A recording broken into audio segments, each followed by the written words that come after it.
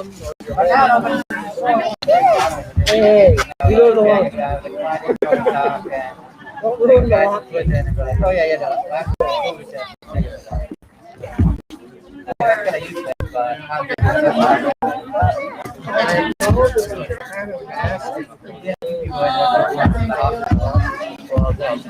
Yeah, I've not seen such a face. I see the dog also.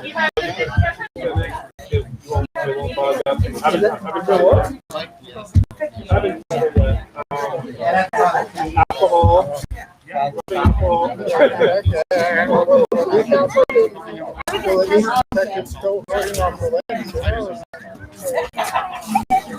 into the glass of the week book. Hello.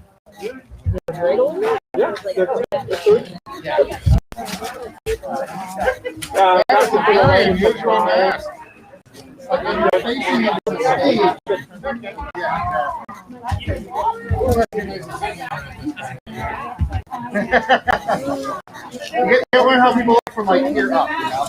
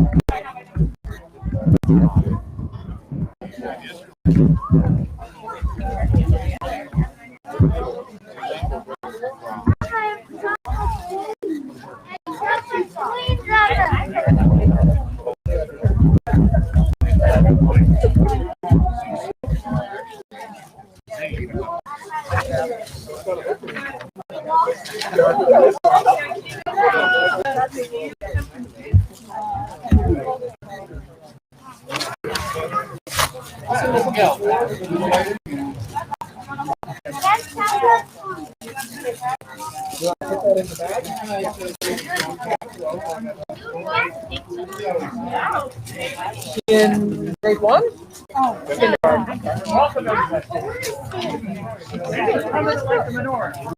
Hudson Mac, everyone.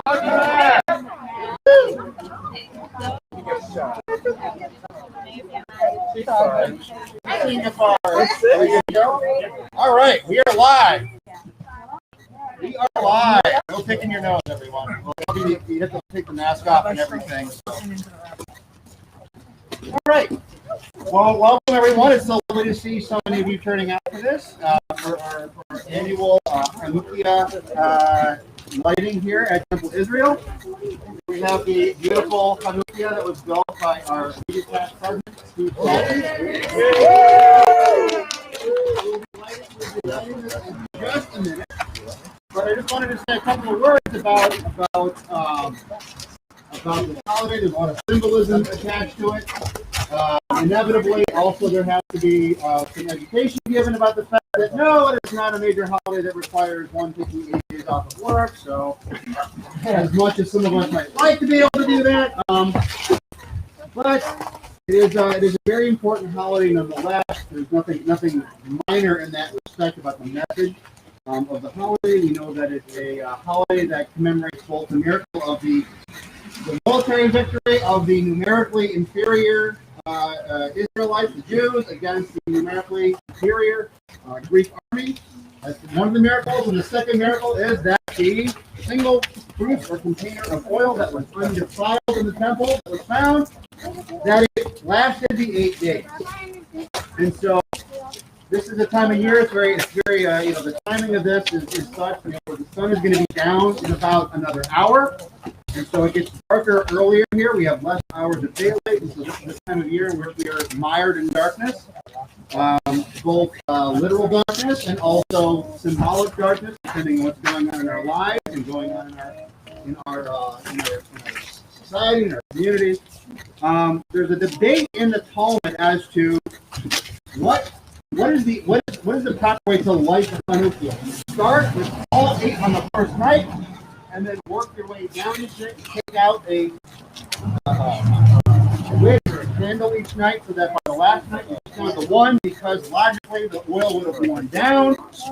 You end the holiday with just enough for that 8th day, or you start with one and build up. Which one does the Talmud say is valid? Yeah, well, yeah. Very close.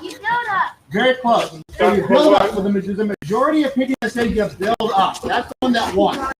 But the Talmud also records the one that says you start with 8 and then take one out, because we record the variety of opinions. I actually had a classmate in rabbinical school just to tick off a friend of ours. Started with 8 and then worked his way down. So he actually, that was according to the school of Beit Shammai. So he did an accordance with Beit Shammai that year, out of spite apparently, as a 8-day-long prank. That actually was quite funny to see our friend's reaction. But you can't. The majority says that. Well, the Talmud records the minority opinion too, and that's valid. So the majority opinion says we start with one, we build up, because Ma'alim B'Kodesh, we increase in holiness. We don't diminish in holiness, we only add to it. And so this time of year, especially with the challenges that we have going on right now, continuing to deal with COVID and dealing with all the social distancing protocols, quarantine protocols that we have to endure, and how hard it is for us this time of year to, especially for such a family-oriented holiday, to get together with family and friends, such as we're blessed to do right now, that it can be that can kind of have a deleterious effect on us. It can wear us down. It can cause us to become depleted. And so, what I'd like to invite us to do this year is, as we're adding a candle each night, is to think of ways that things that we need to do for ourselves and in our immediate lives, things that we're starting to feel depleted from, that we need to then build back up. How do we then add holiness to our own lives? How do we do things like add self-care so that we're not feeling drained by the everyday? And that way, how are we then able to use this addition, this adding holiness to our everyday lives to then enrich our family relationships, our relationships with our friends, so that we are able to come out of this holiday and hopefully, God willing, we be soon in our days.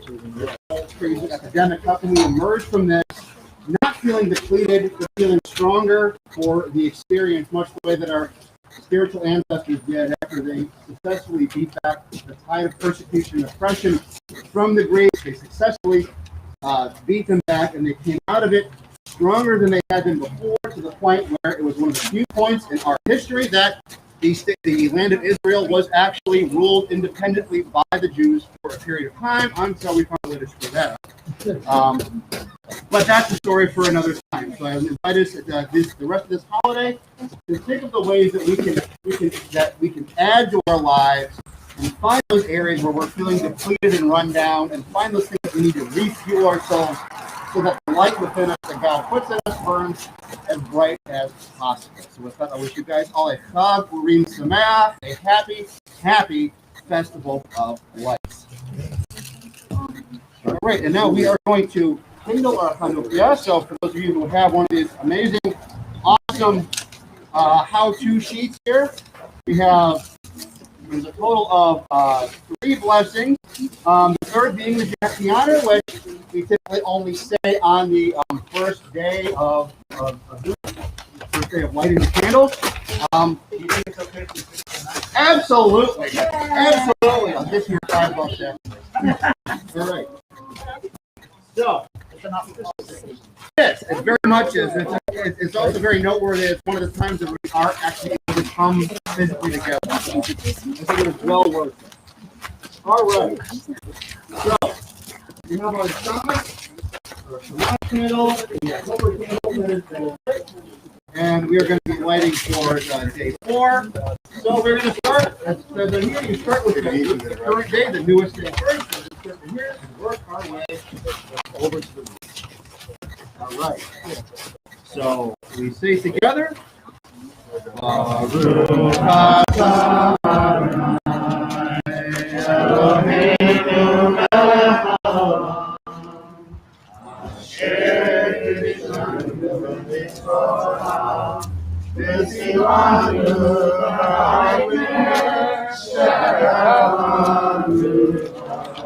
Number two.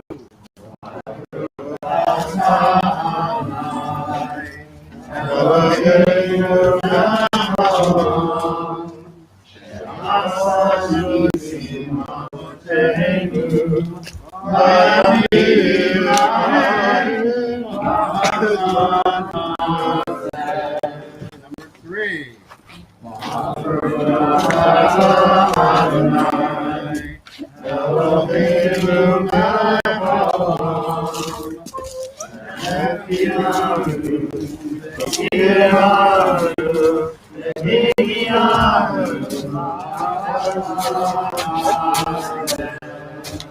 Blessed are you, Adonai, our God, sovereign of all, who hallows us with his blood, commanding us to kindle the furnace of lights.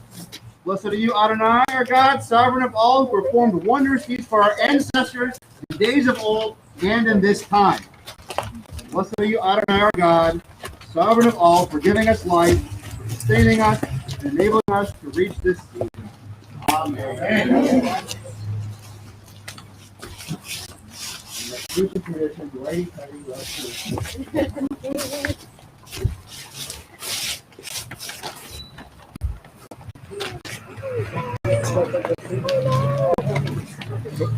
Right.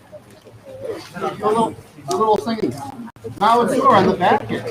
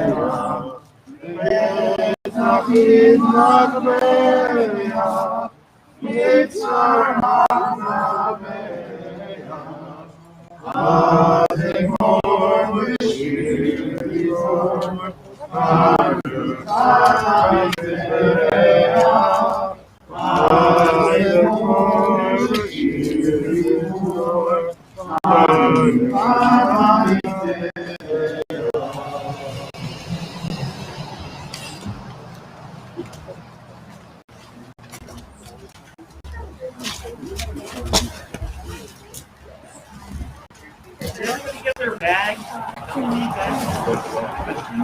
Let us know. There's also stuff for kids. There may be more new that's not on this one.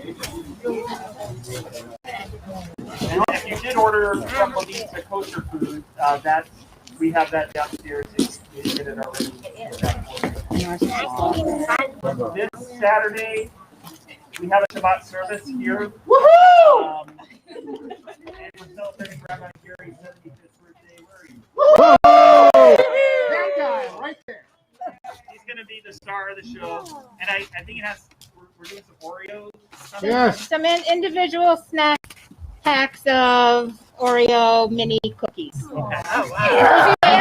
We can't do the traditional ice cream cake because of COVID rules. Yeah. It's 9:30 to 11. Actually, we can't do the catered kiddish luncheon we're preparing for, so this will be it. That's okay. She'll have a birthday coming up.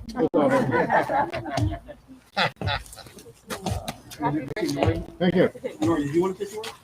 Yeah, we're looking for a volunteer for tradition cooking, which is these days we're doing it virtually, where somebody makes a Jewish dish over Zoom, and we all watch and you pass out the recipe.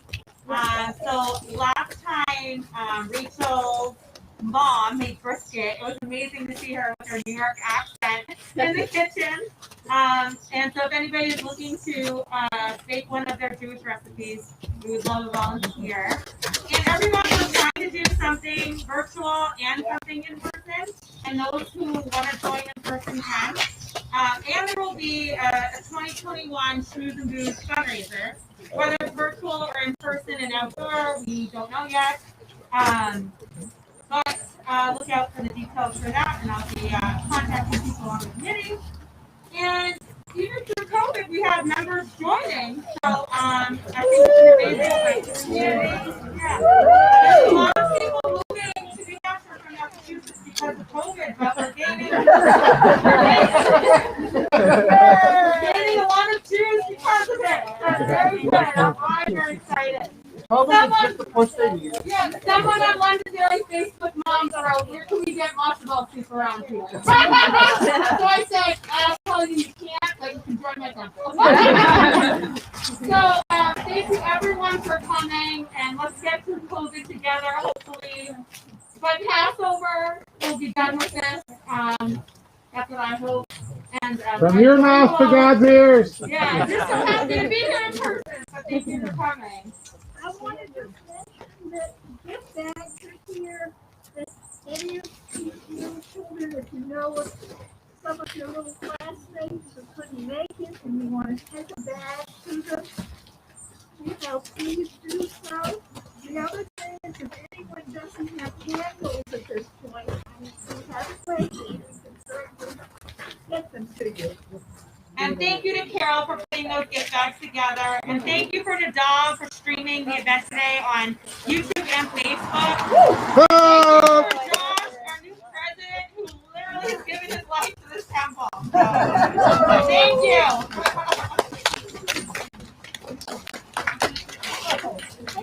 Thank you, Lori. Thank you. We're okay. Yeah. How are you? We're good. Yeah.